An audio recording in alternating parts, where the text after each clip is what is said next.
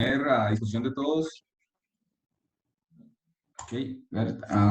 poner a disposición de todos mi conocimiento acumulado en esta materia.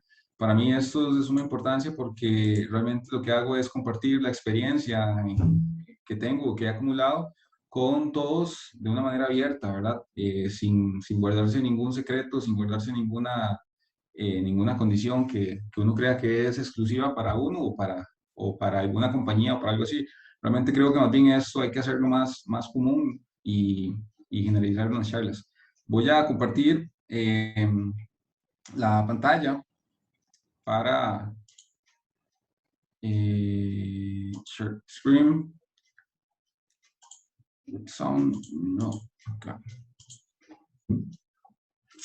Ok, vamos a ver algo, porque está.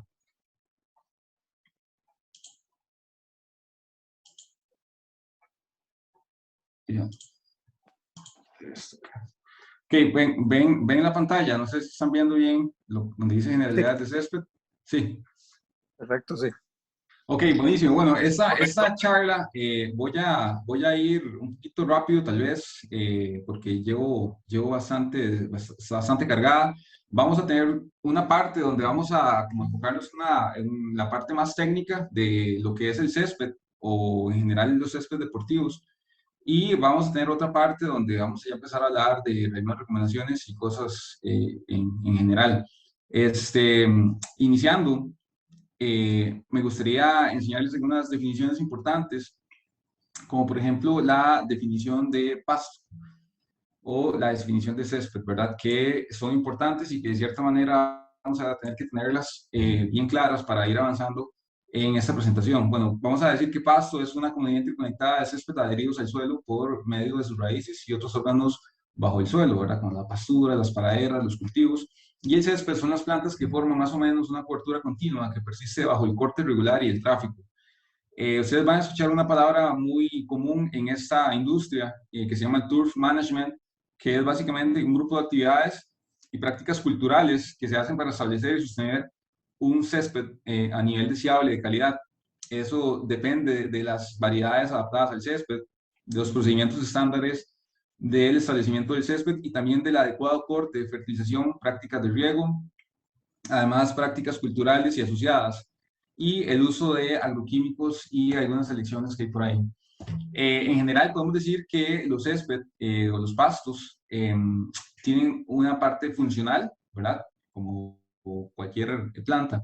Y podemos hablar de que muchos son usados para la estabilización de taludes, que esos sacan provecho de esos sistemas radiculares que se conectan para evitar erosión y en algunos lugares se usan en carreteras, ¿verdad? Donde los zacates absorben muchas emisiones tóxicas de vehículos, incluso en pistas de aterrizaje, donde está demostrado que se reduce el polvo en el aire y por tanto prolonga la vida de los motores o los fuselajes de los aviones, ¿verdad?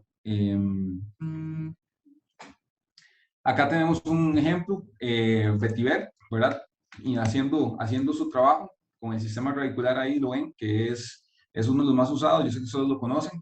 Aquí no estoy hablando de nada que no sepamos ya, ¿verdad? También hay otras pastos, otras especies que crecen en zonas de alta erosión, ¿verdad? Que uno tiene que también, de cierta manera, aprender a valorarlas y a quererlas para evitar eso. Básicamente que lo que entendemos nosotros es que cualquier cobertura que tenga el suelo desnudo va a evitar que se erosione, ¿verdad? Evidentemente, aquí, eso es un ejemplo muy clásico, muy simple. Si tuviéramos una alfombra que pudiera evitar que avanzara la erosión o avanzara cualquier agente erosivo, podríamos usarla probablemente en el futuro hasta para prevenir ciertos desastres. Aquí hay un ejemplo de una variedad, más adelante vamos a hablar de variedades, que son usadas en otros países también como fuente de prevención de erosión.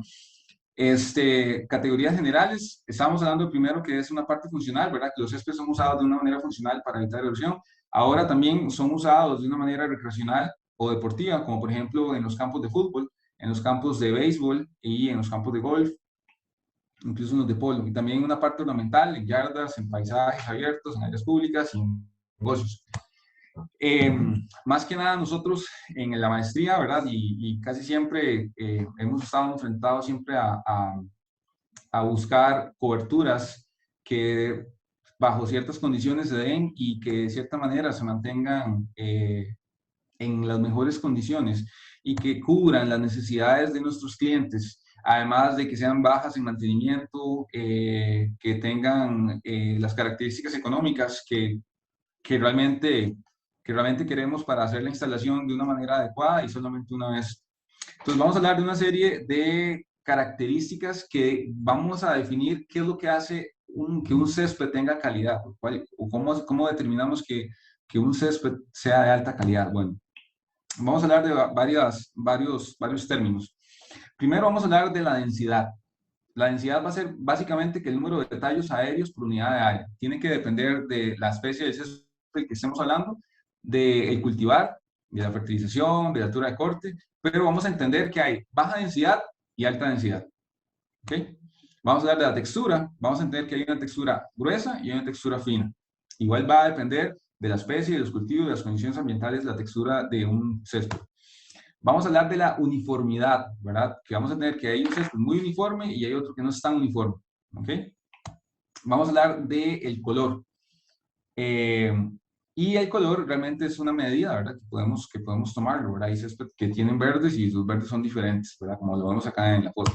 También vamos a hablar de los hábitos de crecimiento. Vamos a aprender esos 3 hábitos de crecimiento que son la cepa, ¿verdad? O el tipo de cepa, el rizomatoso y el estolonífero, que lo podemos ver en esas 3 imágenes, ¿verdad? Que es cepa, ¿verdad? Que es de un solo punto, los que producen rizomas, que van generalmente por abajo del suelo, y los que producen estolones, que eso más adelante lo vamos a revisar.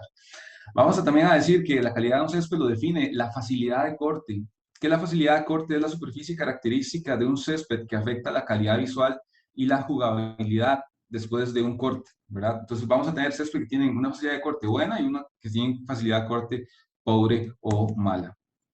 También vamos a hablar de la rigidez, que la rigidez es la resistencia de las hojas a comprimirse una vez que esfuercen una fuerza, ¿verdad? Vamos a hablar de los que son rígidos y los que no. Vamos a hablar también de la elasticidad, que es la tendencia de las hojas del césped a recuperarse en su forma original rápidamente una vez la fuerza de compresión es removida. Elasticidad es también una propiedad física, ¿verdad? Y también vamos a hablar de la resiliencia, que la resiliencia es la capacidad del césped de absorber impactos sin alterar sus características de la superficie durante o después de un periodo de estrés. Esa característica dependerá del medio en el que se desarrolle el césped, ¿verdad? El medio significa a dónde vamos a tener ese césped, en arena, en suelo, en vermiculita, en concreto, en donde vaya a crecer esa especie. Vamos a hablar de un término que se llama el verdure, que el verdure es la medida de cantidad de tallos verdes o la capa del tejido vegetal verde vivo que queda después de un corte. Básicamente que cuando uno hace un corte hay 2 tipos digamos, de elementos. El primero es algo que es una palabra técnica que se llama clipping, que es una palabra en inglés, ¿verdad? Pero la mayoría lo conocemos como el clipping, que es ese exceso de césped que quedó cortado, y el verdure, que es la parte que queda adherida al suelo normal, ¿verdad? Que es lo que queda cortado. Entonces vamos a hablar que la capacidad de enraizamiento de un césped. Básicamente que es la raíz que el césped produzca en cualquier parte de su etapa fenológica.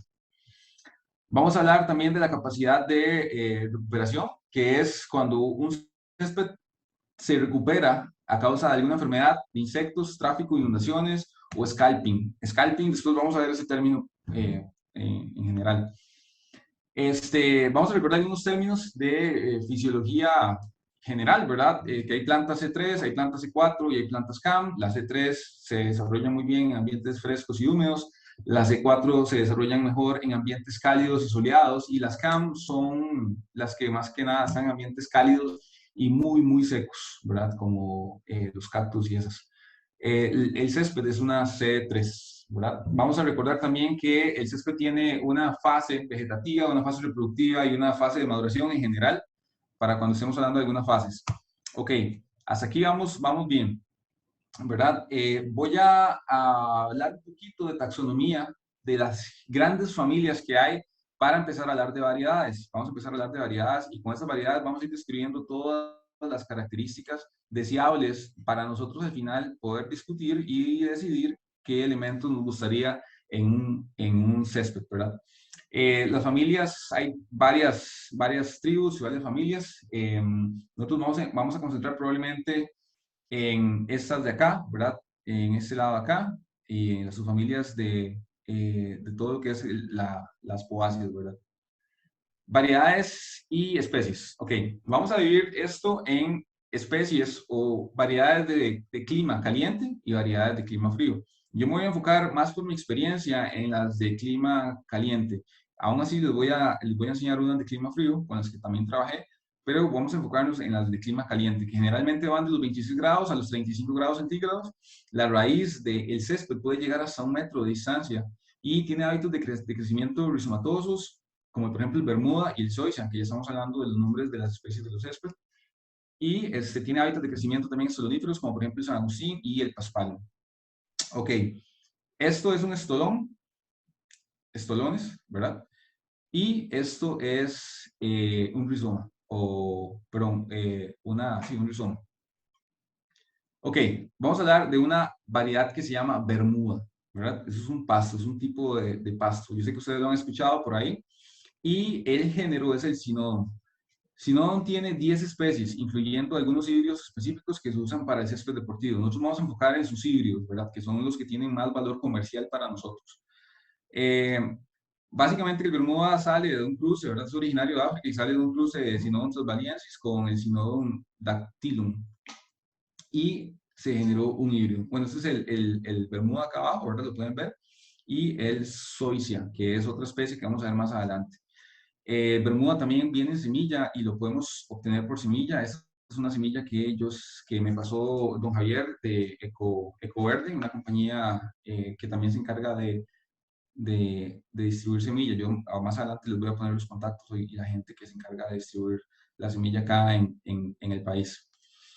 Ok, vamos a hablar de los híbridos del Bermuda. Bermuda tiene híbridos, ¿verdad? Que son muy comerciales y que se han desarrollado en el mercado durante muchos años y que están muy disponibles ahora en Costa Rica y que es importante de nuevo que las que estamos ofreciendo esta charla sepamos que existen y sepamos que los podemos usar y también sepamos los patrones, los comportamientos que tienen. Cuando ustedes escuchen Bermuda, sepan que hay híbridos. Por ejemplo, el Tiff Way 419, el Tiff Dwarf, que es un híbrido nano, y están los híbridos ultrananos como los Flora Dwarf, el Tiff Eagle, el Champion, el MS Supreme, el Mini Verde. Esos híbridos también, el Tiff Sport, el Celebration, el Tiff Tooth, y hay uno que se llama el Tiff Grand, que tiene estolones y rizomas, soporta entre 60 y 70% de sombra. Tiff Grand. Ese último que está acá, se los pongo acá en una foto, ese es este de acá, Tiff Grand. Yo tuve la oportunidad de usarlo en un proyecto y les voy a contar cómo me fue con ese 70% de sombra. Acá hay un híbrido que se llama el Tiff Eagle, que está en un proyecto que se llama Hacienda Pinilla en Guanacaste. Este pasto básicamente que tiene la característica como lo vimos ahorita, es un súper enano, ¿verdad? Y lo podemos cortar hasta 3 milímetros de pulgadas, hasta 3 milímetros de altura, para que sepan que el corte de esas variedades, de esas especies, llega o permite cortes muchísimo bien bajos. Ese es el Tiff Grand, que decía que nos aguantaba entre el 60 y 70% de sombra.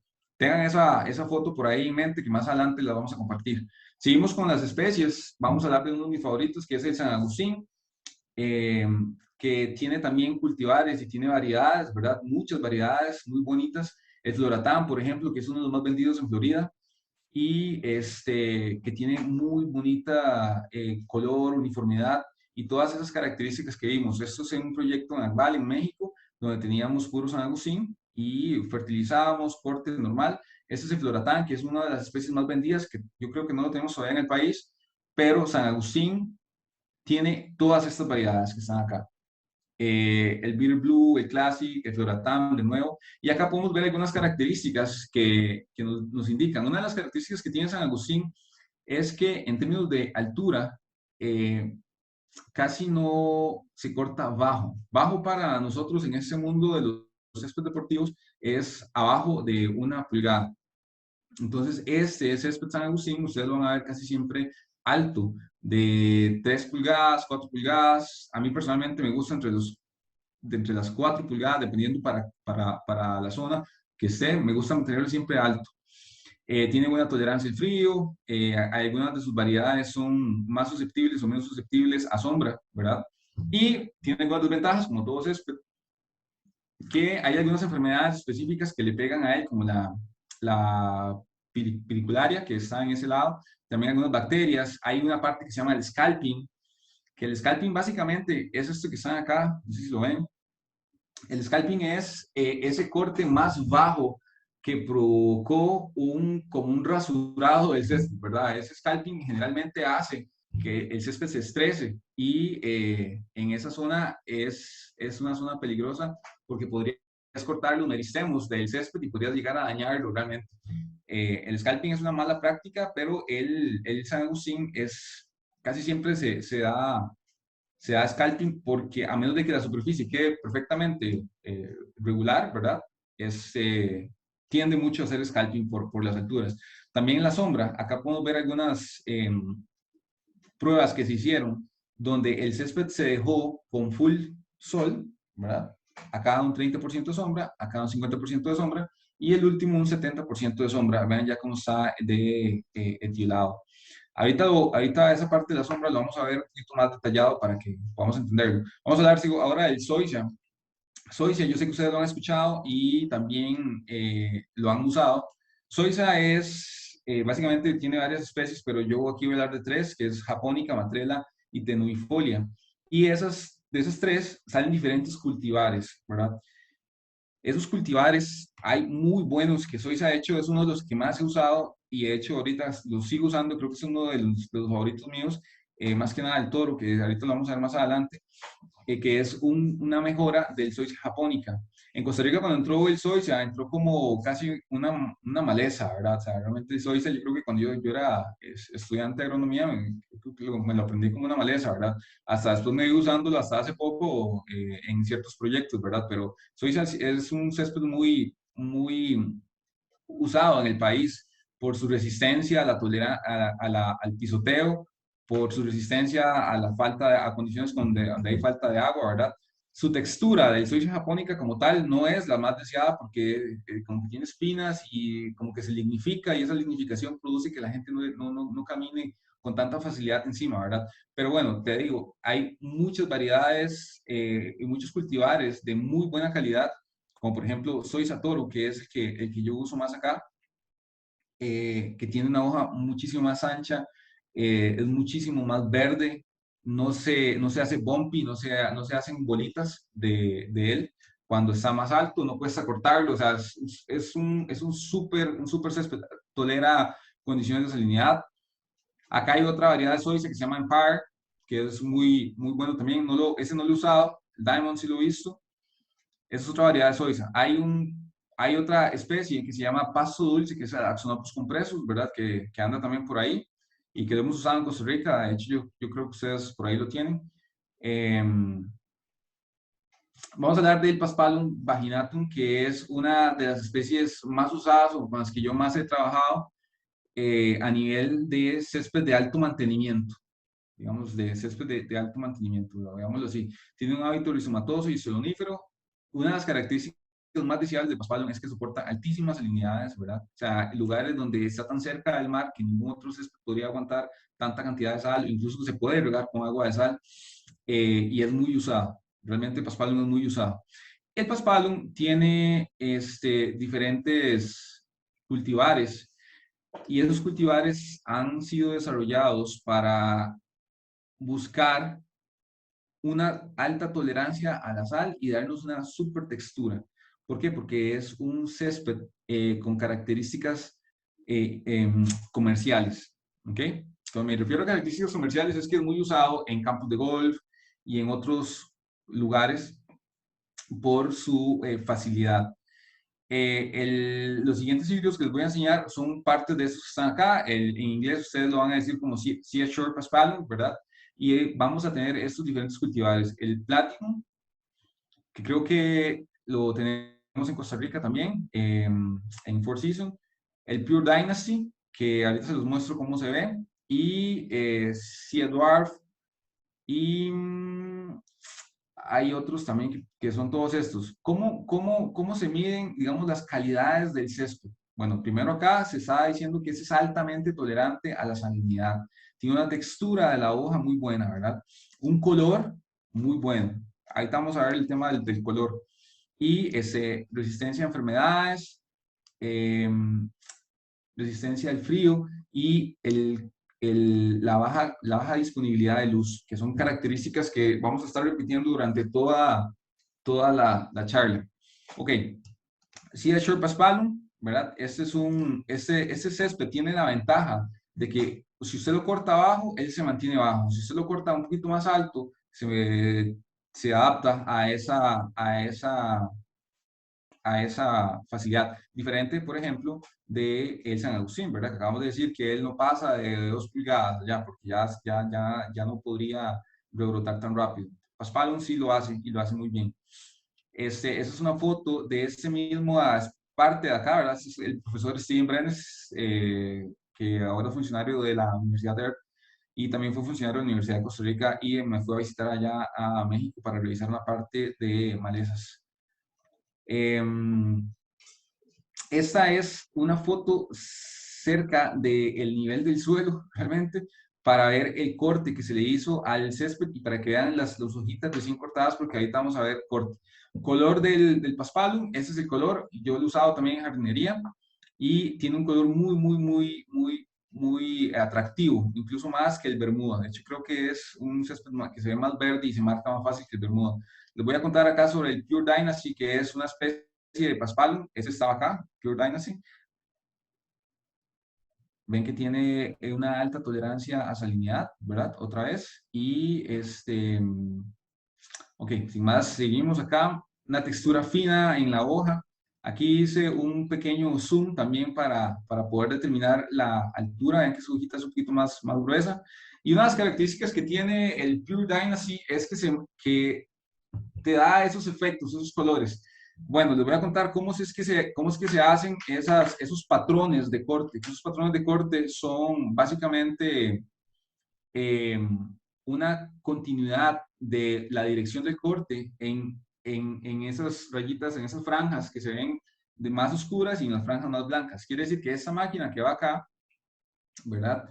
Entra siempre en esta dirección, ¿verdad? Y con unos rodillos especiales, el césped lo va domando en una dirección. Entonces, cuando la luz del sol pega contra el césped, entonces hace que se reflejen esos diferentes colores. Así es que es básicamente que se hacen los patrones de corta. Realmente no es que una es una altura más grande y otra es una altura más baja, que yo sé que por ahí he escuchado esa teoría. Eso es Pure Dynasty, que es paspalum, que es un césped de muy buena calidad. Yo creo que de los mejores con los que he trabajado, ¿verdad? Ese es el color verde que nos da, que es un color increíble.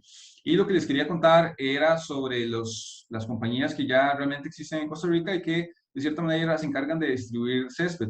Acá los compañeros de esta compañía tienen a disponibilidad diferentes especies. Ellos también distribuyen el bermuda, que lo acabamos de ver, el Tifway, ven que acá está el 419.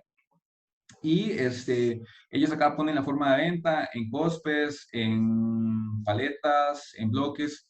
También esta otra compañía, acá ponen ellos, que ellos tienen toro, ¿eh? Este toro es un zoysia, que es el que acabamos de ver. También dicen que tiene otro zoysia por acá, tienen pasto dulce, San Agustín, tienen vetiver, hasta acá ponen el vetiver, ¿verdad? Entonces, para que sepan que esas compañías ya realmente están distribuyendo césped de alto mantenimiento y que nosotros también tenemos acceso, de cierta manera, a entenderlo y a usarlos en nuestros proyectos en el futuro o incluso en los proyectos inmediatos. Hay compañías que se encargan de hacer investigación específica sobre césped. Compañías que, esto es una industria, ¿verdad? El césped es una industria muy grande que se mueve en el mundo y hay compañías que se encargan básicamente de sacar variedades mejoradas, más resistentes a tráfico, más resistentes a enfermedades, más resistentes a sequía, más resistentes a inundaciones, más resistentes a enfermedades provenientes de la raíz. Y eso básicamente que es lo que mantiene al mercado fresco, de cierta manera, ¿verdad? Yo creo que uno de los objetivos míos es que nosotros también nos pongamos en contexto con esa parte globalizada y que pongamos nosotros también esas necesidades o que presionemos de cierta manera a nuestros proveedores para que nos traigan nuevas variedades y, no estar, y dejar de estar usando esas variedades viejas que todavía andan por ahí. Vamos a hablar un poquito de variedades y especies de clima frío. Que las especies de clima frío van de 15.5 a 23.8. La raíz va de 30 centímetros a los 45, no es tan larga como la del clima caliente. Y tiene un hábito de crecimiento rizomatoso, como por ejemplo el Kentucky, el Bluegrass y el Creeping Red Fescue. Eh, También tiene hábitats estoloníferos como el bentgrass y el poa. Ok, esta es una foto de un pasto de clima frío, ¿verdad? Ellos se marcan igual, vean que los patrones de corte son los mismos, ¿verdad? Y les voy a decir más o menos los nombres de algunas especies de clima frío, por ejemplo, el Agrostis stolonífera, ¿verdad? Que es conocido como el bentgrass. Esto es en México, en Cibatá, en un proyecto donde teníamos bentgrass en los tees, ¿verdad? Es un pasto muy bonito. Tiene un manejo completamente diferente, ¿verdad? A los de clima caliente. Creo que es un poco más susceptible a ciertas enfermedades.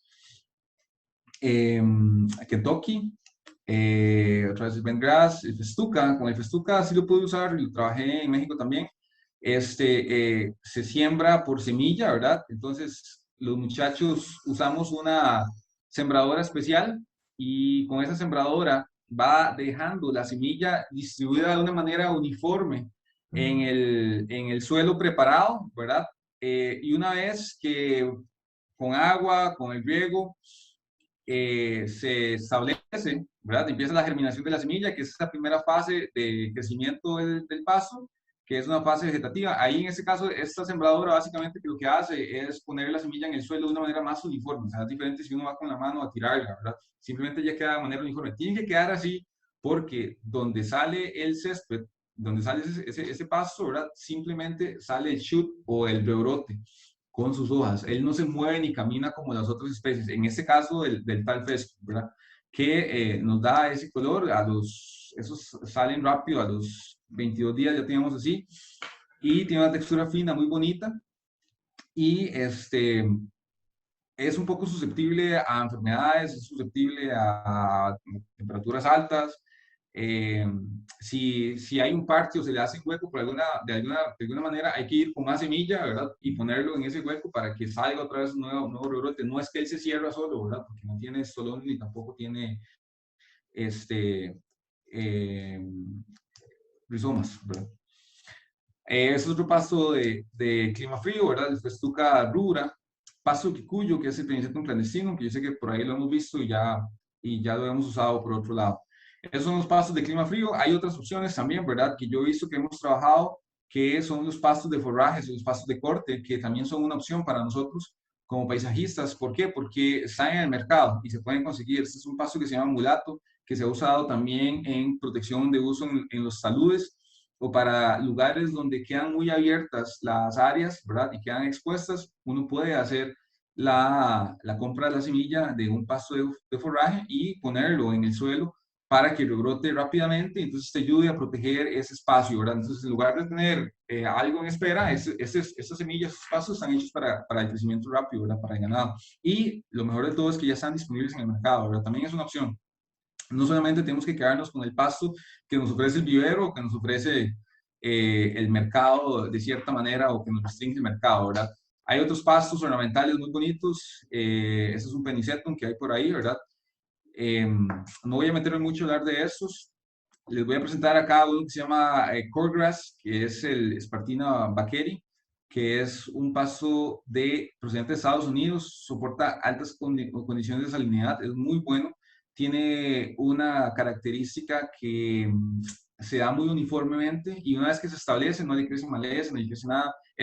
Por ejemplo, acá lo tenemos sin riego básicamente y mantiene esta condición casi todo el año, ¿verdad? Y soporta que le hagamos algunas prácticas difíciles. Sin embargo, de nuevo, voy a hablar más que nada de los pasos deportivos y de los que hemos hablado anteriormente, no tanto.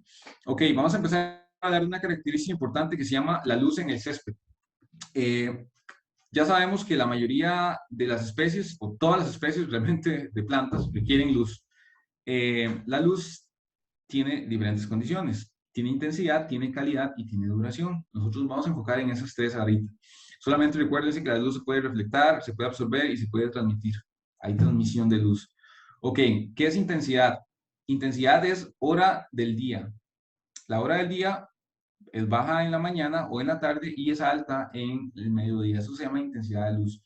La intensidad de luz también se ve afectada por las pantallas atmosféricas, ¿verdad? Como los días donde está despejado o los días donde está muy nublado, ¿verdad? Donde las nubes incluso pueden afectar hasta un 96% de la intensidad de luz. También la topografía, dependiendo de la localización en la Tierra, el ángulo en el que entran las partículas de luz puede variar, ¿verdad? Entonces, ese ángulo también hace que la intensidad sea menor o sea mayor.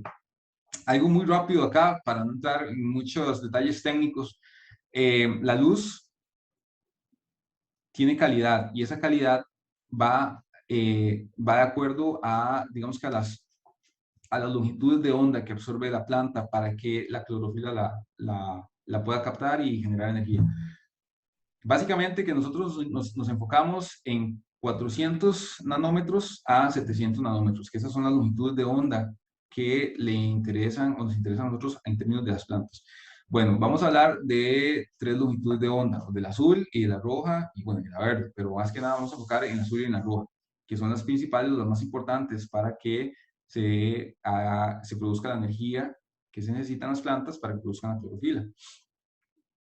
Ok, la cuestión es así, cuando tenemos sombra, ¿verdad? En nuestro césped, o cuando tenemos alguna sombra que es provocada por los árboles, generalmente los árboles, sus hojas sirven como filtros. Entonces pareciera que los árboles, cuando le dan sombra al césped primero y viene la luz y pasa a través de ellos, realmente los árboles lo que hacen es filtrar esas longitudes de onda y ellos absorben, evidentemente como cualquier tejido verde, ellos absorben las longitudes de onda rojo y azul y dejan generalmente la longitud de onda verde, que es la que realmente no es tan efectiva para la fotosíntesis y es lo que nos provoca de cierta manera estos efectos en el césped.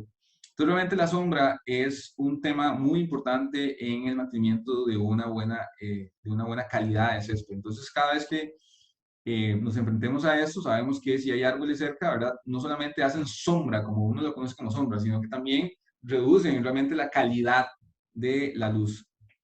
Ok, aquí básicamente estamos diciendo que el Tif Eagle, que fue el césped que les enseñé que estaban haciendo Pinilla, ¿verdad? Requiere para tener una calidad aceptable aproximadamente 8 horas de luz.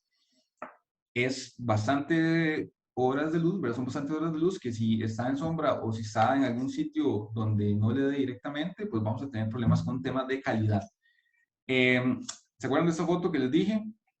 Bueno, acá también, cuando se hizo el diseño, tal vez de cierta manera no vimos esta sombra producida por este alerón. Esta hora eran más o menos las 10 de la mañana, ¿verdad? 10, 11 de la mañana y vean la sombra que se estaba proyectando desde la mañana hasta, se supone que es la hora donde el sol da más directo, seguía todavía con sombra. Este es el Tiff Grant, que es un bermudo, y más adelante les voy a hablar de este problema que tuvimos acá. ¿Qué pasa cuando hay sombra? Bueno, ¿cuál es el tema de la sombra? El tema de la sombra es que la planta produce una respuesta fisiológica cuando hay baja luz. Primero que nada, reduce el crecimiento, que es lo primero que hace. Las hojas son más delgadas, reduce la densidad de los rebrotes, se hacen más suculentas, reduce el macollamiento, las plantas se etiolizan, ¿verdad? Que se hacen más largas y eso generalmente tiene desventajas porque hace que la planta sea más débil y más susceptible a enfermedades. Entonces, esas desventajas se ven acá. Cuando una planta no tiene suficiente luz, generalmente empiezan a aparecer todos los problemas del mundo. Y les voy a contar uno que ahorita estamos intentando combatir. Este es un diseño de una casa, de un espacio nuevo que tiene problemas de luz y nuestro césped se empezó a utilizar, se empezó a dañar. Entonces ustedes empiezan a ver cómo los tejidos que están acá se hacen más largos, ¿verdad?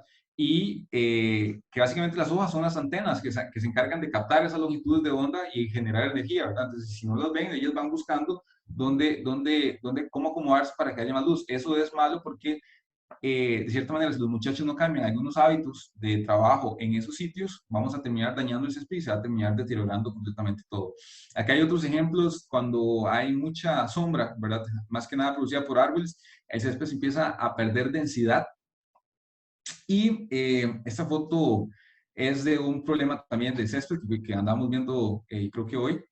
Y eso es Soiza, Soiza que es uno de los que más resiste condiciones de poca luz. Ya aquí vean que estaba completamente listo, perdido, ¿verdad? Ya no hay ningún tejido verde, ya no hay nada, básicamente lo que quedan es el vestigio de lo que antes era un buen césped.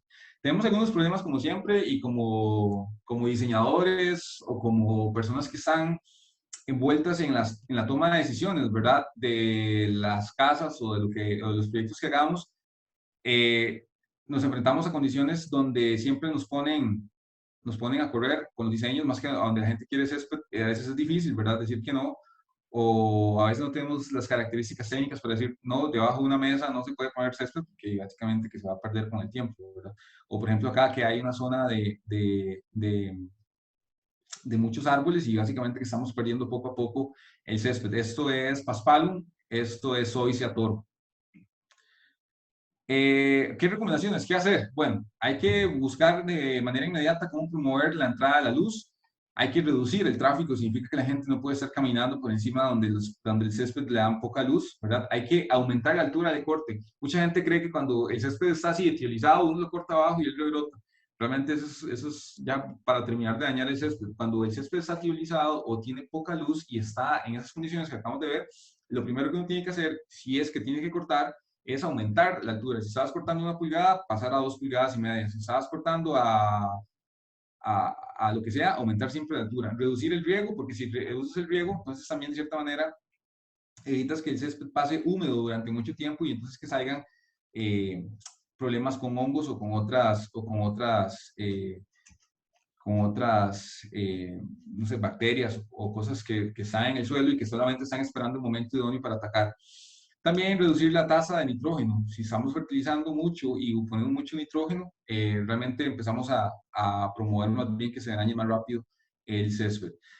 Hay veces, honestamente, que no hay nada que hacer más que cambiar el diseño porque no va a servir la grama en ciertos sitios. Este es un sitio donde realmente ya no podemos hacer mucho y decidimos cambiar y poner una cobertura diferente. ¿Por qué? Porque las sillas siempre estaban debajo y las mesas estaban debajo y aquí hay mucha sombra proyectada por los árboles. Bueno, esta parte de acá, que realmente aquí se ve muchísimo mejor, ¿verdad? Básicamente que lo que pasó fue que terminamos haciendo un diseño diferente acá. Lástima, no me salió bien en la foto, pero se ve,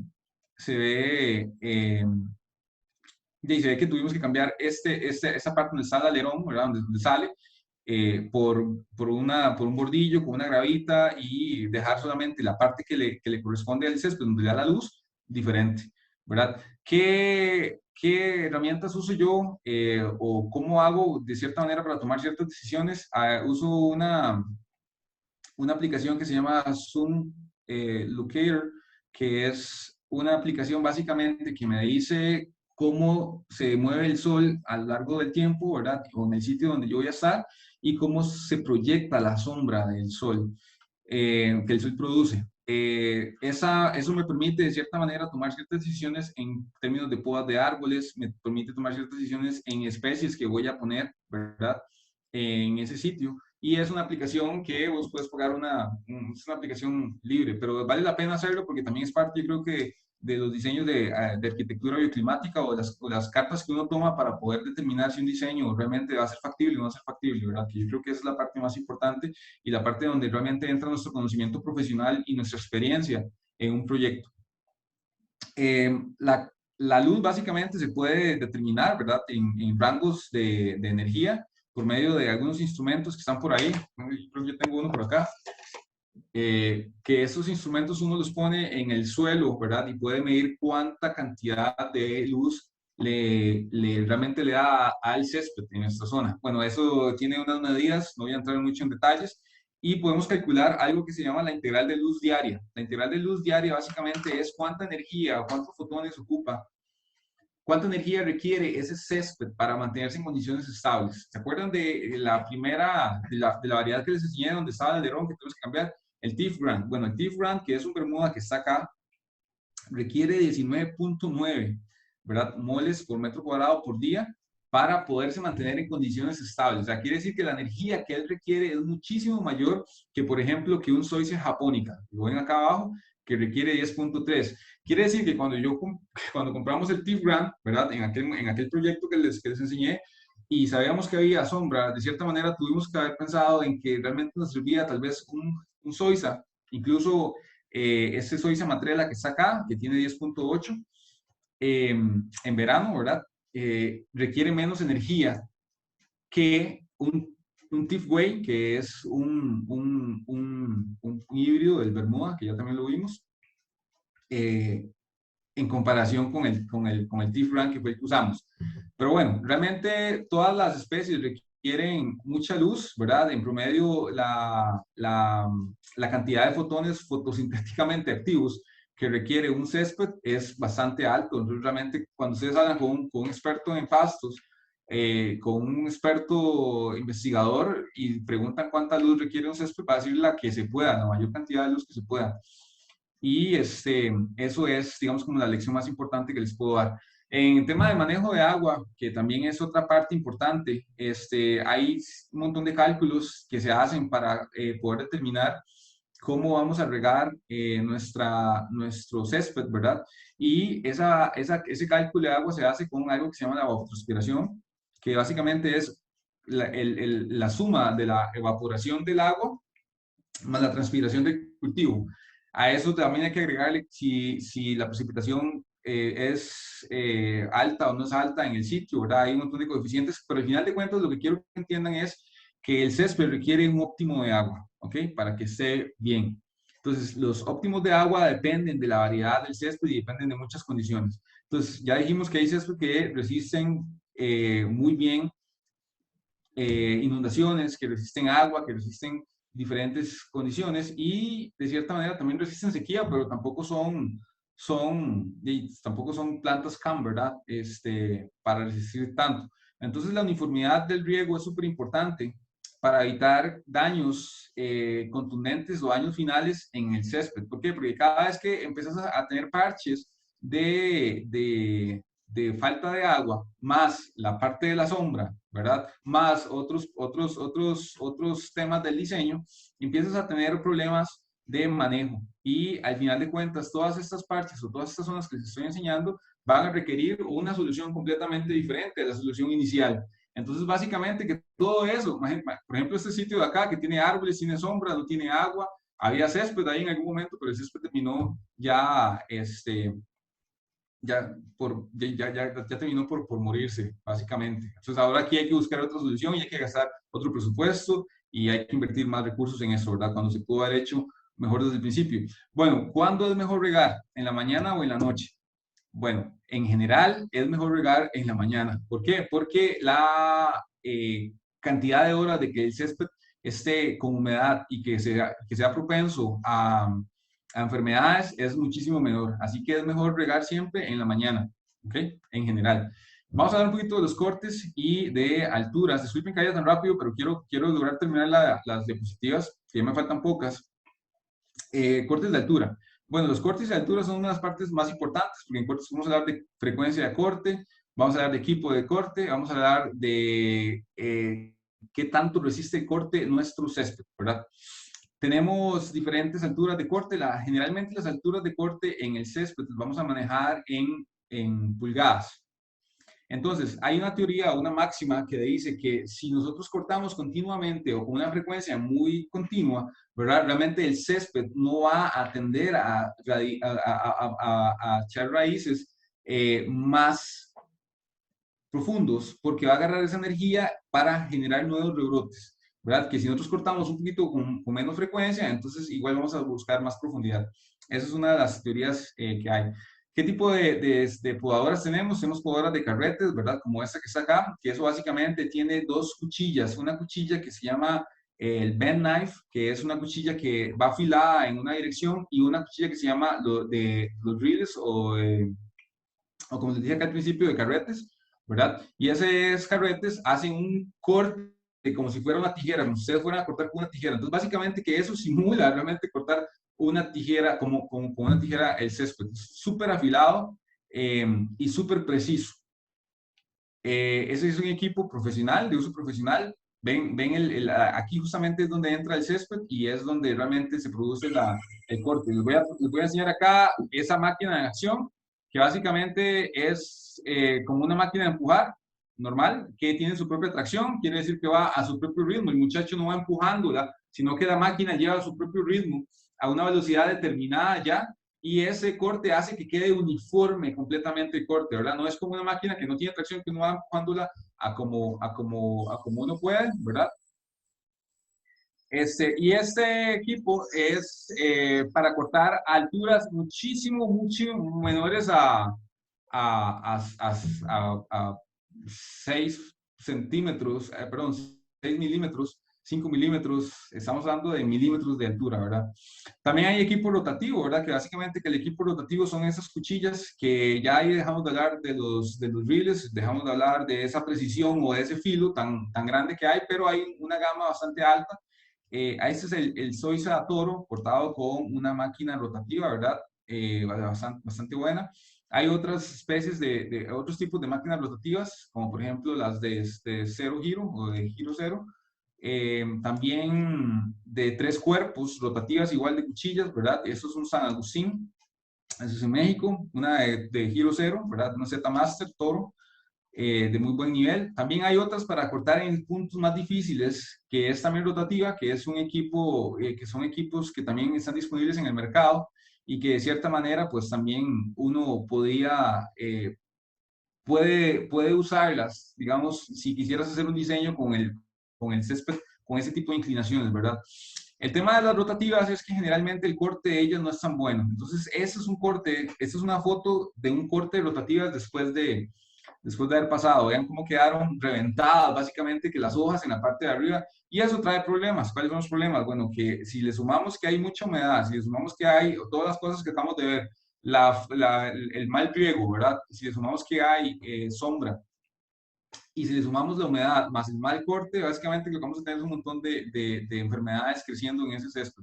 Y más bien, sumémosle otra vez que hay un mal medio, ¿verdad? Por ejemplo, esto, que es un medio, básicamente que aquí lo que hay es puro caliche, ¿verdad? En esa foto, y el césped no va a poder crecer jamás de una manera adecuada en ese sitio, ¿verdad? Entonces, aquí tenemos todas las enfermedades, esto es en un proyecto acá, y aquí tuvimos que aplicar un fungicida y ya se ve un poquito mejor. Prácticas agronómicas. Bueno, básicamente que al césped se le pueden hacer muchas prácticas agronómicas como los cortes verticales, ¿verdad? Que lo que hacen es promover, quitar la senescencia o quitar el touch o todas las hojas muertas o todo lo que o todo lo que se va acumulando en la superficie del césped. Se hacen cortes verticales o se hacen algunos agujeros con equipos especiales. ¿Qué es el touch? El touch es una capa de un montón de cosas que se van acumulando con el tiempo en el césped, entre arena, esto es un super touch realmente, entre arena, entre tejido muerto, tejido senescente, raíces viejas, se va acumulando eso y eso, lo malo de eso es que hace una capa hidrofóbica en esa parte de acá, quiere decir que el agua deja de moverse en esta dirección, ¿verdad? Entonces, para eso uno hace diferentes prácticas. Uno usa un equipo donde hace aerificación, ¿verdad? Con stings especiales que entran a una profundidad y sacan ese material, como lo vimos ahí. Y hay otros equipos también que tienen, eh, que hacen huecos básicamente en el césped para promover igual la aerificación de él. Esto es a nivel profesional. A nivel de jardinería más pequeña, también hay equipos manuales que se pueden hacer el mismo proceso, básicamente las mismas prácticas, porque es una práctica cultural. Está el corte vertical, ¿verdad? Que el corte vertical también es corta esos tejidos viejos para poder generar tejidos mejores, ¿verdad? Después de esos cortes, le echa arena. La arena depende, ¿verdad? De si el corte fue muy profundo, no fue muy profundo. Y ahora sí, después se le echa agua, fertilizante, y ahora genera nuevos rebrotes y mejor oxigenación, y el pasto viene muchísimo mejor. también se reduce la compactación de los sitios o de alto tráfico, ¿verdad? Técnicas de establecimiento de césped. Hay muchas técnicas de césped, es como la palabra técnica del césped en alfombra o en carpetas, o como le digan en diferentes partes. En México le dicen carpetas, aquí le dicen alfombra, en todo lado cambia. Esto es plot, que es este material que sacó ese muchacho aquí, ¿verdad? Eso se puede recoger y eso se pone en un sitio ya establecido con riego, y en el tiempo se puede establecer una nueva cobertura de césped. Ese plot es muy útil. Acá hay otra técnica que se llama el estolón, que el estolón básicamente es agarrar estolones, ¿verdad? O bolsitas de estolones, y ponerlas también, ponerle agua en un sitio ya preestablecido y hacer el establecimiento. Uno, el estolón lo puede comprar en algunos sitios de buena calidad, porque se vende en buena calidad. No sé si en Costa Rica podemos comprar el estolón, creo que sí. Eso es, por ejemplo, estolón de Tiff Eagle, ¿verdad? Para un establecimiento. Para mí, una de las mejores formas de establecer el césped, si tenés presupuesto, es simplemente por rollo, ¿verdad? Donde vos compras y ya queda liso, y así te evitas todas las malezas, la fumigación y toda la cuestión que lleva. Hay ciertos retos, de cierta manera, que son, por ejemplo, en estos sitios donde la gente quiere parquear el carro encima y que el césped no se dañe, y entonces también en azoteas, en edificios, ¿verdad? Entonces ahí realmente hay que cambiar un poquito la técnica. No se puede hacer así, sino que más bien hay que buscar una técnica diferente. El césped se puede comprar en tarimas, y una vez que uno pone el césped, es bueno siempre pasarle el rodillo o pases de roles. ¿Para qué? Para que asegurarse de que las raíces estén en contacto con el suelo, y cuando se riegue o cuando el césped empiece a desarrollar nuevas raíces, vaya a recuperarse de la mejor manera. Entonces, los rodillos siempre en los growings o en los procesos de establecimiento de césped son importantes. Hay una técnica que se llama la hidrosiembra, ¿verdad? Que básicamente es un conjunto de semillas, un conjunto de especies que van juntas con un equipo, ¿verdad? Y con hormonas, fitohormonas, con fertilizante, con algún mulch, ¿verdad? Que hacen que se establezca de una manera más rápida ciertos saludos o ciertas áreas. Las hidrosiembras me gustan mucho, más bien cuando son combinadas con especies nativas. Por ejemplo, aquí sí combinan especies nativas, en vez de que crezca solamente césped, que serían puras especies nativas de césped, ¿verdad? Porque se pueden hacer esos blends. Evidentemente tenemos todo tipo de plagas en el césped, ¿verdad? Todos los gusanos que ustedes quieran. Tenemos, no solamente en ese, sino también tenemos otras enfermedades similares a las que tenemos en los cultivos, y no voy a profundizar mucho en esa parte. También los monitoreos de las malezas, ¿verdad? Es importante. ¿Cómo hacemos para controlar una maleza de zacate dentro de otro césped, ¿verdad? ¿Cómo hacemos para evitar que la maleza que viene de un lado se nos mete y nos contamine el césped y perdamos esa visual limpia que tiene el césped, que es realmente lo atractivo? ¿Cómo controlar una maleza de una misma césped dentro de otro zacate, ¿verdad? Básicamente, porque también aquí tenemos malezas de hoja ancha, y esas malezas de hoja ancha son más fáciles de controlar que otros sitios. Aquí hay algunas malezas que son generales, como el ciperus, que es una ciperácea, que se sale por todo lado, ¿verdad? Eh, la Euphorbia timifolia, que esas también están por acá, las he encontrado en todos los proyectos en los que he ido, básicamente eso es mundial. Digitaria, algunos pastos ahí que también se meten por ahí. Rosboelia cuchinchinensis, que también es mundial, esa anda por todo lado. Cencrus equinatus. Y bueno, básicamente que eso era lo que quería enseñarles. Este es un espacio acá en el proyecto. Y básicamente que eso es lo que quería decirles de una manera un poco rápida. Una disculpa por ir tan rápido, una disculpa por hacerlo así tan veloz, pero también quería dejar un poco de espacio para lograr comunicarnos y para lograr discutir un poquito de esto.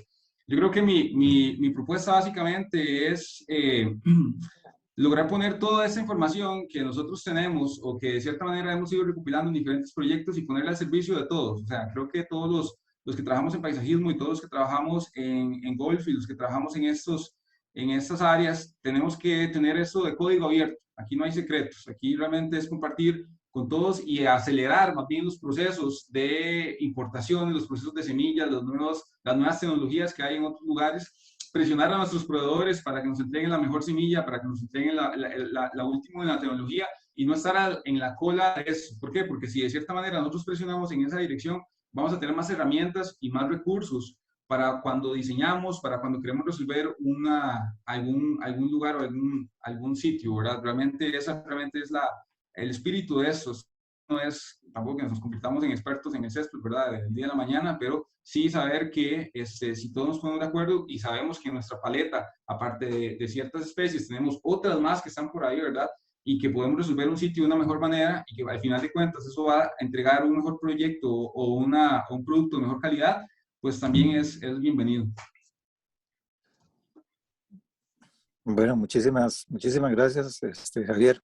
Como, eh, como varios agrónomos que he conocido tienen esa voluntad de compartir el conocimiento y, y hacerlo social, ¿verdad? Es decir, digamos que una buena actitud y muy profesional, no guardarse como las cosas y sus secretos y sus tips y sus cosas, sino compartirlo, que en realidad esa es el propósito también de del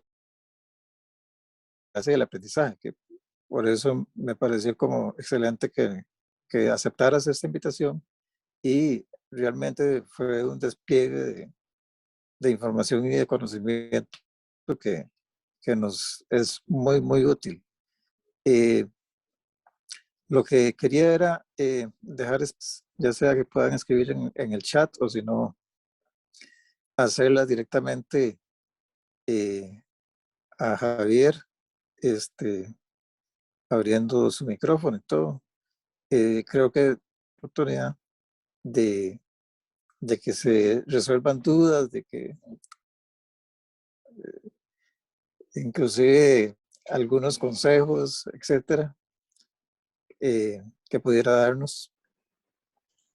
Quiero también agradecerle a todos que nos acompañan acá y que charlas todas, porque si hay alguna en especial que no pueda contestar, pues traemos al experto y que nos las conteste y listo, ¿verdad?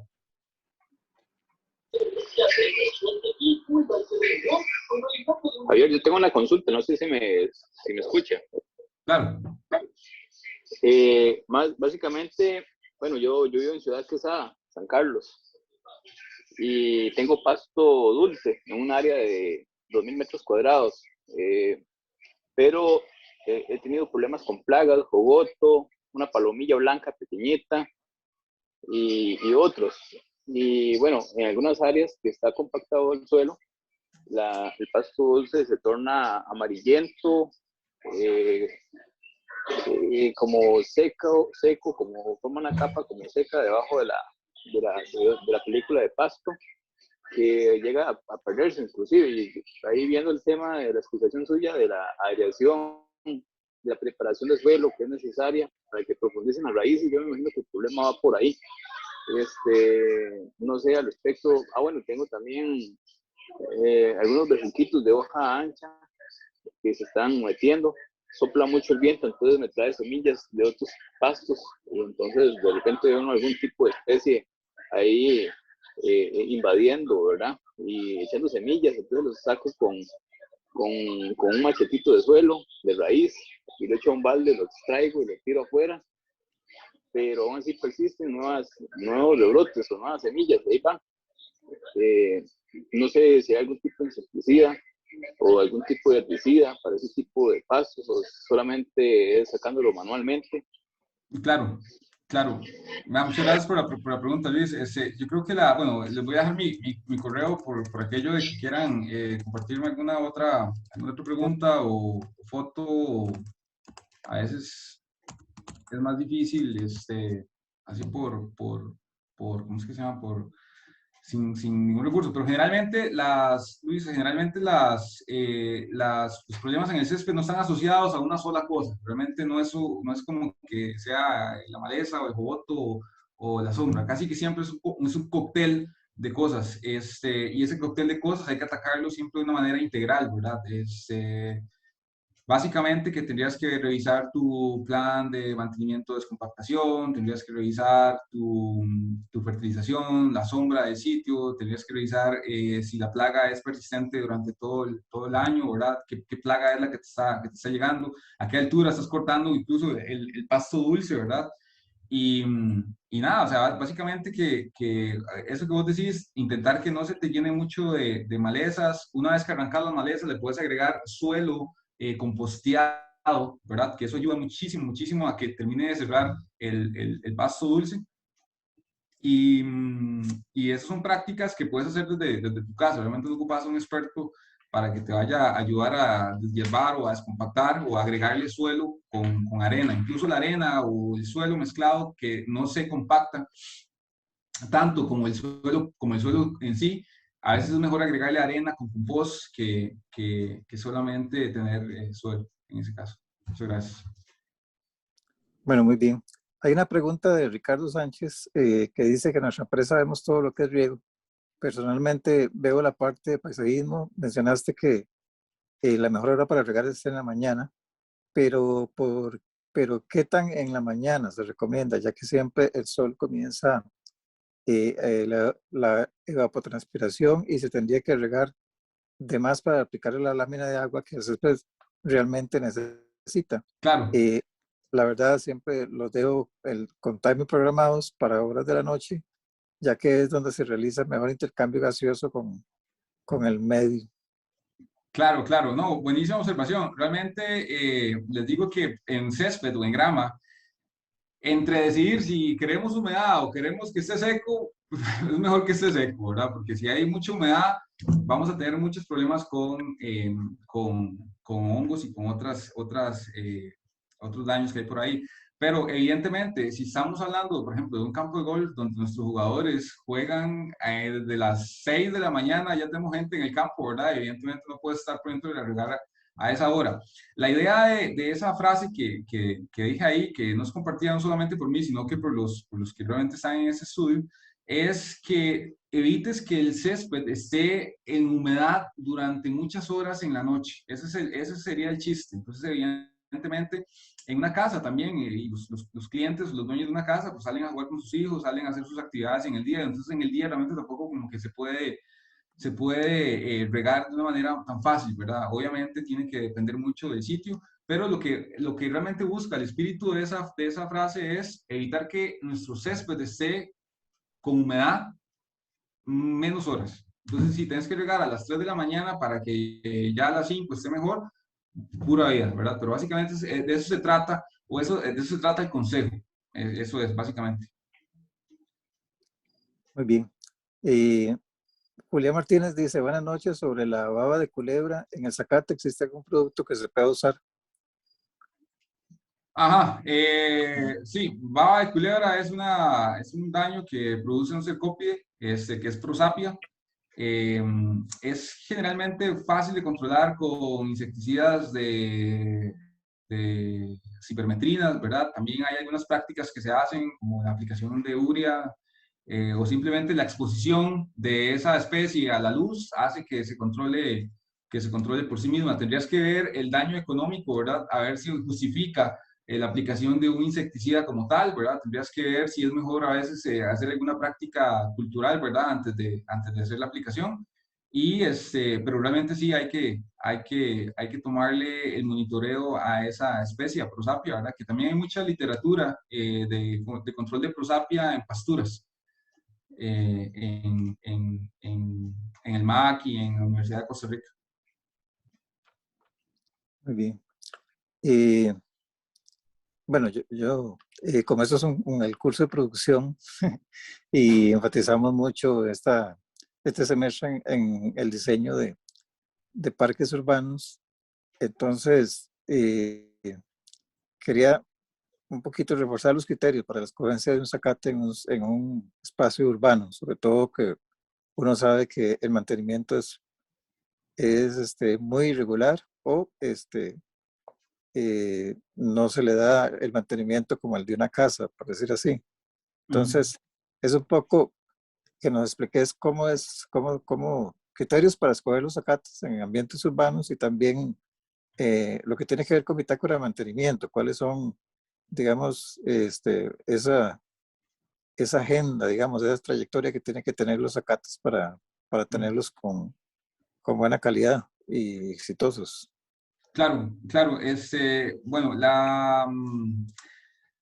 el criterio, digamos, de escoger un césped, si es un césped donde vas a tener altura, como por ejemplo los penicetums, o por ejemplo los, los más altos, como por ejemplo el beber es un estilo, un tipo, o los deportivos como donde la gente va a caminar por encima, ¿verdad? Casi que yo siempre elegiría el Soiza, en ese caso, el Soiza Toro, no el Soiza viejito, el Japónica que está por ahí. Soiza Toro tiene unas características muy, muy buenas, ¿verdad? Eh, y que creo que hacen que sea elegible para esto. Creo que también hay ciertas coberturas que se pueden combinar con el césped para que de cierta manera el diseño o el recorrido, pero en general, profesor, creo que el Soiza ahorita es uno de los mejores que representan menos mantenimiento, pero la mayoría de esos céspedes son de alto mantenimiento y tal vez de un mantenimiento técnico, ¿verdad? Pero de los que llevan menos mantenimiento, que eso es lo que me imaginaría. Depende mucho del sitio, depende de la luz, depende de los recursos que se tengan, depende de la accesibilidad, depende de muchas cosas, pero yo generalmente en césped bajos yo usaría básicamente que Toro, que es el que más realmente me ha funcionado, que se puede cortar a una altura cada 22 días, cada mes incluso, y que no representa gran desafío técnico, ¿verdad? Aunque todos tienen su cosa. Bueno, excelente. Y yo creo que todavía podemos admitir muchas más preguntas. Si Ay, sí, quisieran, perdón. Buenas noches. Buenas noches, Javi. Buenas buenas. noches, profe. Javi, todo bien. Yo tenía una pregunta. Ahí lo escribí en el chat. ¿Cuál es la mejor manera para eliminar maleza de hoja ancha? ¿Se puede aplicar algún tipo de herbicida selectivo o eso arruina el zacate? Qué buena pregunta. Bueno, si uno hablara con un profesor de malezas puro, ¿verdad? Él te dice que ningún herbicida específico para hoja ancha va a dañar el césped, ¿verdad? Pero ya sabemos que hay algunos hormonales, como el 2,4-D o el MSMA, o unos que por ahí sabemos que atrasan el césped, no lo dañan, pero sabemos que lo atrasan. Depende honestamente el tipo de hoja ancha que tengas. Hay unas que son muy agresivas, que tal vez como el sulfurometil, ¿verdad? Que es una sulfonilurea, debería controlarla. Eh, También hay unos del grupo de los triclopir, que también son de esos auxinas sintéticas, ¿verdad? Que son reguladores de crecimiento, también generan muy buenos resultados, pero realmente yo creo que con el sulfurometil por sí solo debería controlarte bien cualquier especie sin dañarte el césped. Muchas gracias, Javi. Claro, con gusto. Hola, buenas tardes. ¿Cómo estás, Javier? Qué gusto verlo. Guillermo, muchas gracias por la invitación. Más que todo, bueno, contento de escuchar esta charla. Está muy interesante, la verdad. Me gusta siempre estar reforzando. Yo trabajo en un campo de golf acá en Costa Rica, en Reserva Conchal, y trabajé con Javier. Y más que todo es como un consejo, digamos, porque sí lo he visto en nivel con la gente que trabaja en paisajismo, y tal vez algunos clientes que dicen, bueno, yo quiero un césped como de un campo de golf en mi casa, por ejemplo. Entonces ahí que sería el consejo de decirles, mire, es igual como ahorita lo estaba asimilando de esa forma, diciendo, bueno, sí, eso es un zacate deportivo, es igual que tener un carro deportivo, va a tener un montón de trabajos para que usted lo vea como se ve en un campo de golf. Entonces, más bien, el consejo es aquí, aterrizar las expectativas de un cliente para que el día de mañana no diga, mira, me recomendó, me dijo que me podía hacer un green y ya lo eché a perder, que es lo que ha pasado aquí en Costa Rica el 90% de las veces. Alguien que pide un zacate, que se lo traen y se enamora de que va a tener el mismo zacate ahí sin tener prácticas de verticot, sin tener prácticas de aireación, sin tener un programa apropiado ¿cómo se llama?, de fertilización.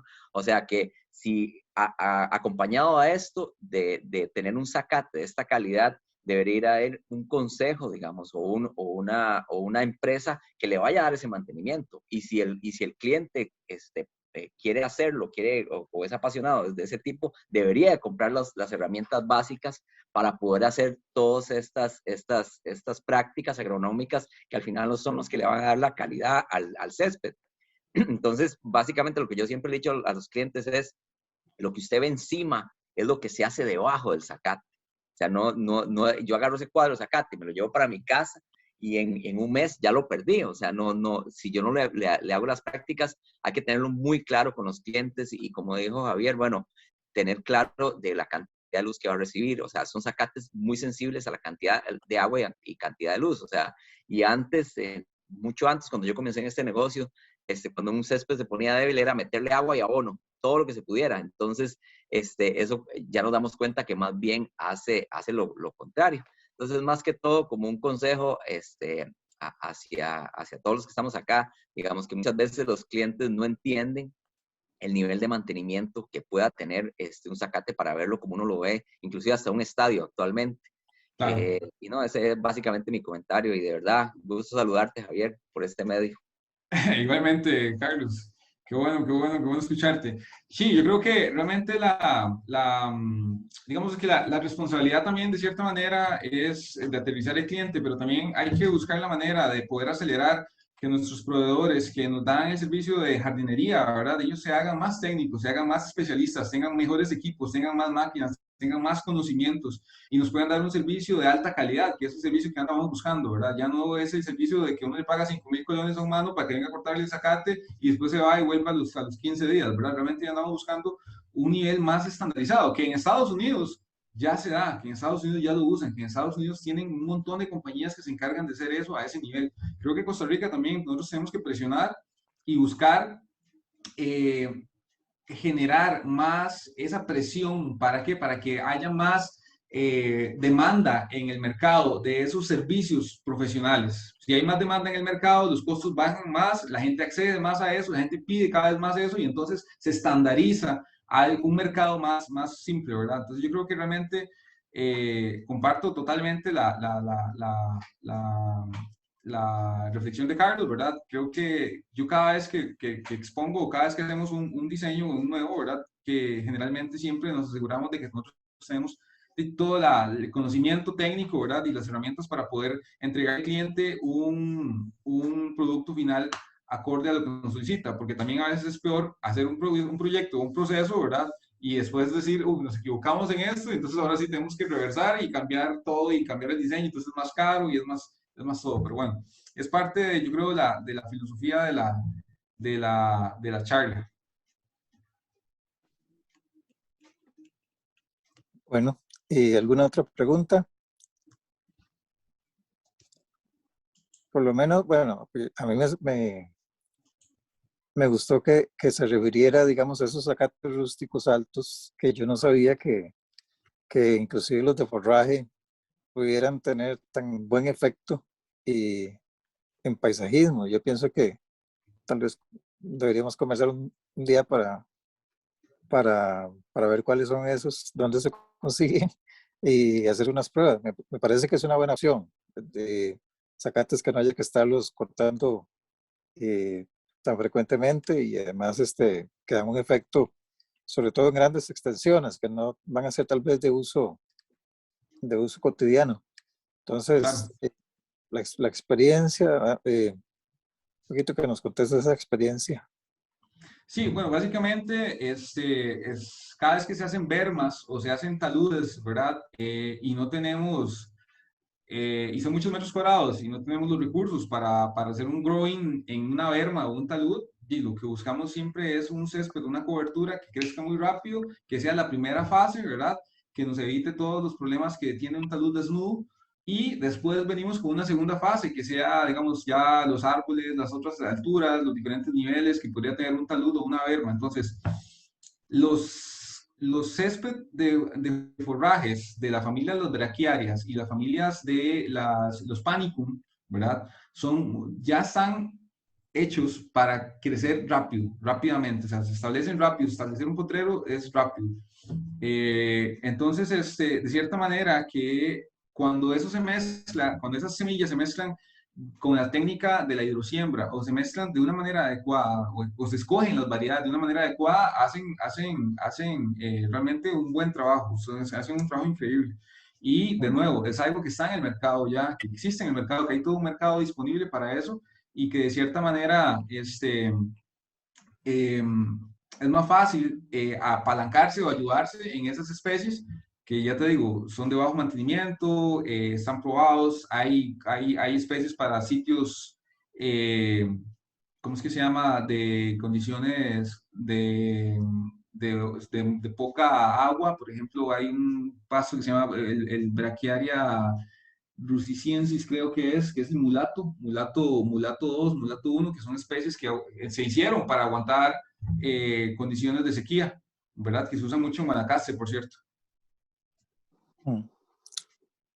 Y bueno, preguntaban que si la charla, bueno, que estaba muy buena, que si nos harán llegar la grabación del evento. Bueno, yo estoy grabándola y nosotros en la maestría tenemos un canal de YouTube. Entonces, creo que va a estar ahí disponible en unos días. Vamos a ver si hay alguna otra pregunta escrita. Bueno, no tenemos preguntas escritas. Si alguien quiere hacer una pregunta adicional, ya la última.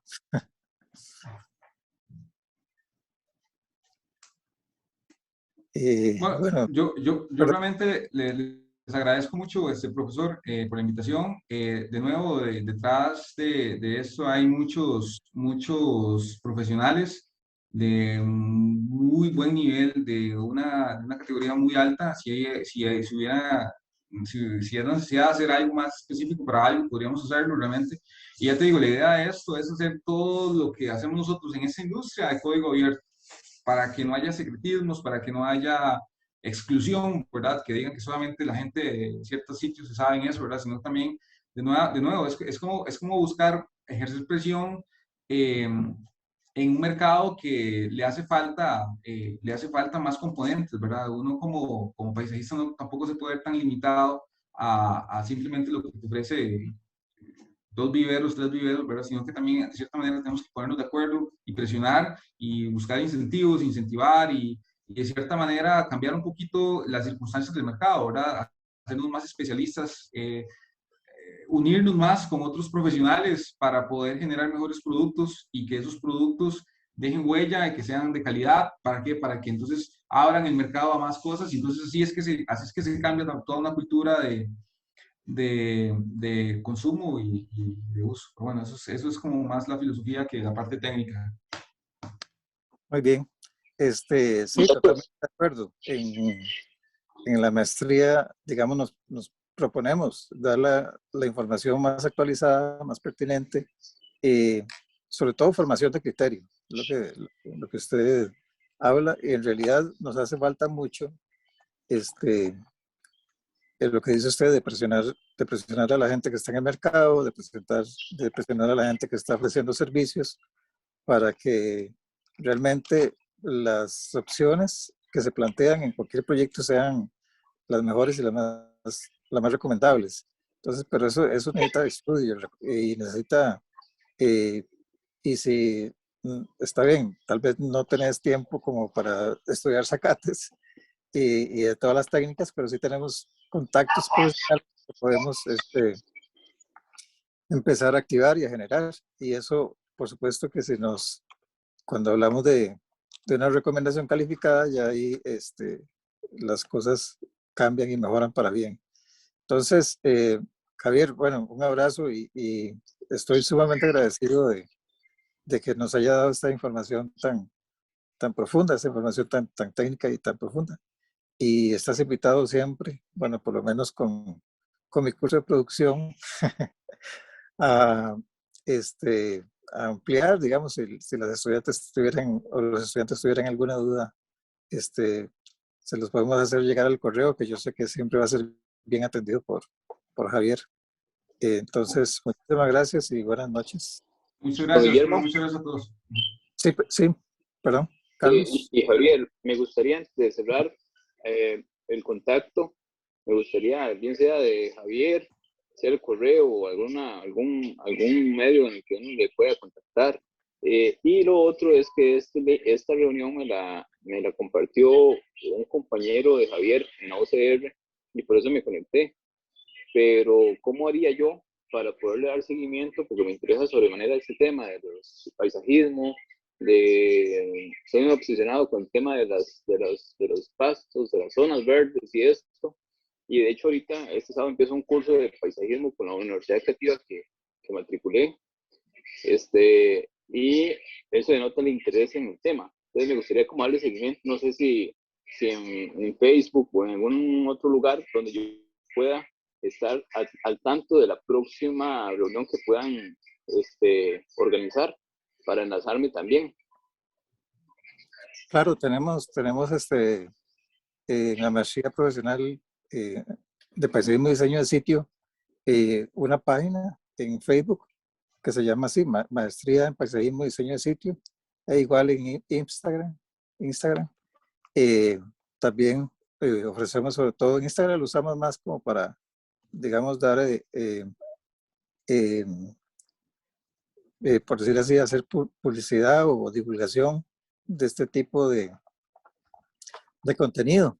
Y en el Facebook también, además de ese tipo de contenido, ponemos links de cosas de interés general para la gente que tiene esa motivación por aprender del paisajismo.